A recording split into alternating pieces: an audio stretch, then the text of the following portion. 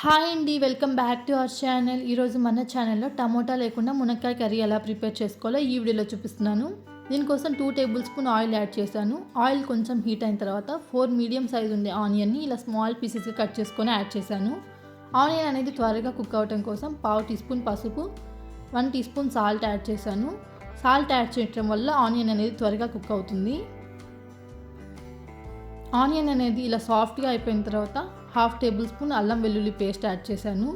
అల్లం వెల్లుల్లి పేస్ట్ అనేది పచ్చివాసన పోయేంత వరకు ఫ్రై చేసుకోవాలి. ఇప్పుడు దీంట్లో బాయిల్ చేసుకున్న మునక్కాయ యాడ్ చేశాను. మునక్కాయ ముందే బాయిల్ చేసుకోవడం వల్ల కర్రీ అనేది ఫాస్ట్గా అయిపోతుంది.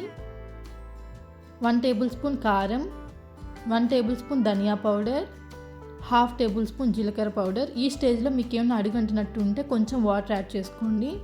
అంతే అండి, ఫైనల్గా కొత్తిమీరతో గార్నిష్ చేసుకోవటమే. నా రెసిపీ కానీ మీకు నచ్చినట్టయితే లైక్ చేయండి, కామెంట్ చేయండి అండ్ తప్పకుండా సబ్స్క్రైబ్ చేసుకోండి.